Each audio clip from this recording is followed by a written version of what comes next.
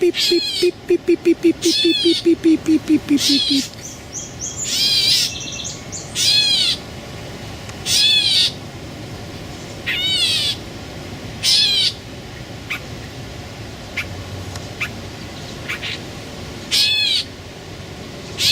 There's a couple of peas left here.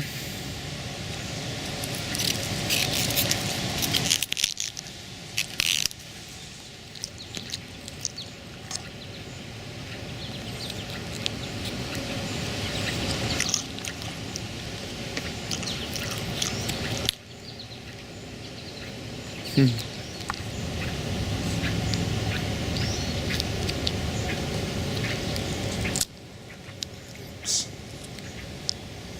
I dropped the ground. Just can't do it and keep the camera on it. There we go. Well, these are pretty sweet. I dropped two to the ground. I don't know if I'm going to find them. There's one right there. Ants are already crawling on it. There's the other one. Look at that. Rub them on my shirt a little bit.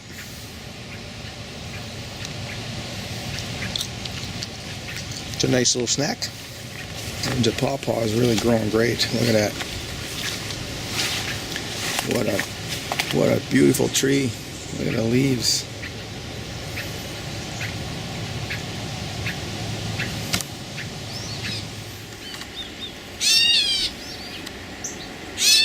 What?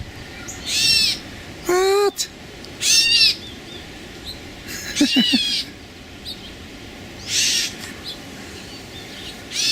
She's back to shadowing me again. I'm out here foraging for breakfast Sunday morning. These are those tumbler tomatoes, and oh, they're disease ridden. They don't even have any leaves left. But hey, they made a crop. I've been picking on these for quite some time. These are the earliest tomatoes, and this is it for them. They're growing in pots. You can see the pots here. Got them up on a shelf up high, and the branches actually went through this chicken wire roof that I have on my main crop gardens.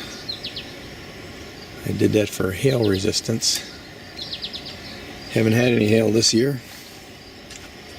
Haven't had hail here actually since 2010, but you know it's going to come again, especially with all this abrupt climate change going on.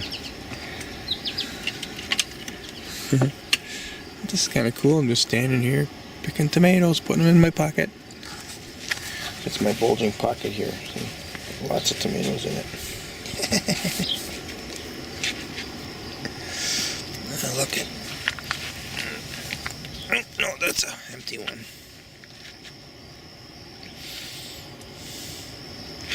I really like these ground cherries. I'm always looking in here for some. For a snack. Look at, there's one right there.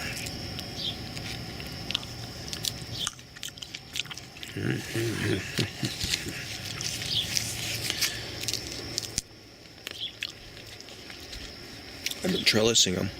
First time I tried that. So here's the cord.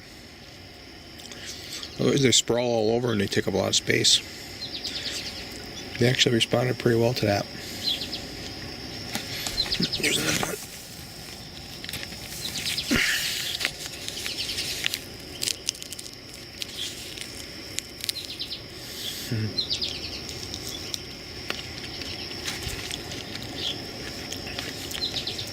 Salt stream's growing really well with that.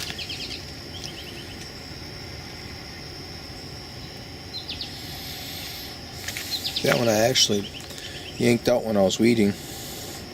So I stuck it back in the ground yesterday.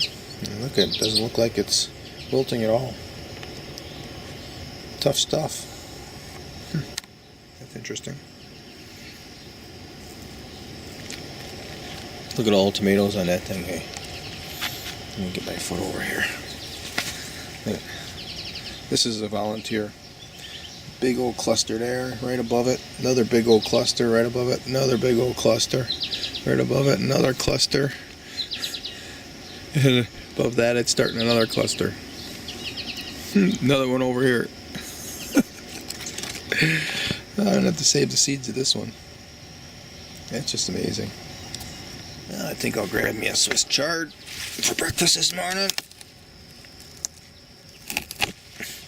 All you need is one Swiss chard plant, and you'll be able to pick a stalk like this like twice a week.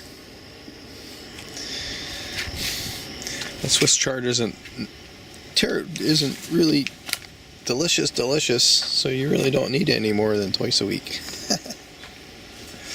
But it's pretty healthy for you. Healthy for you to have a balanced diet, a little bit of everything. And I think I also want a leek for breakfast. Let's go get a leek. There's one more left in this little circle garden that I planted up full with them. I've been harvesting them over the course of, ooh, look, more ground cherries. Over the course of the last month, probably, maybe a month and a half even already.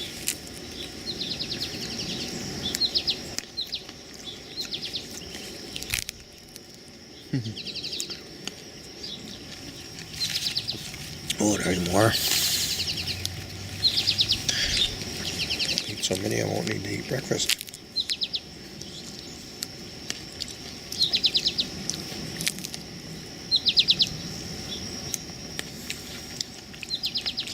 So here's the last leek from the circle bed.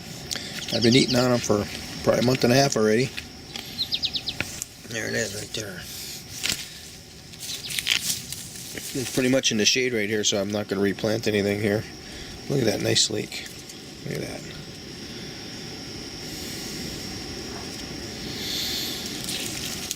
Yeah, I have parsnips going to seed, so I got to gather those seeds. That's pretty much shading this out between that and the skirret. The skirret's got a way to go yet. Okay. Oh, there's some more ground cherries.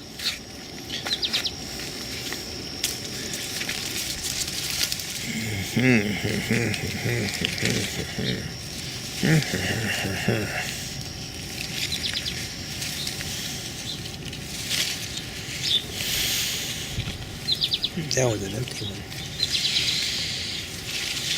Okay. A lot of radishes in here. These are really monster radishes, so you don't want to have them too close. But they're getting predated on. I've had that in the past, and these particular radishes, these fall ones, they can handle some of that.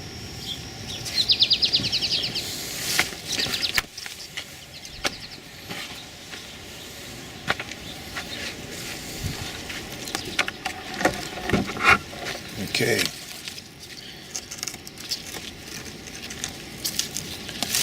Oops.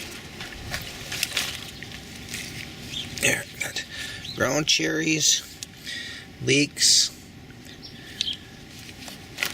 There's the ground cherries. Let's make a presentation of it right away, right? There. See?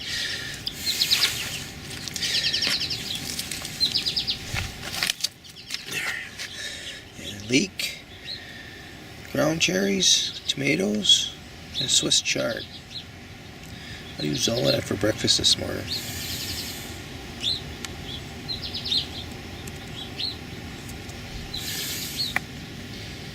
Okay.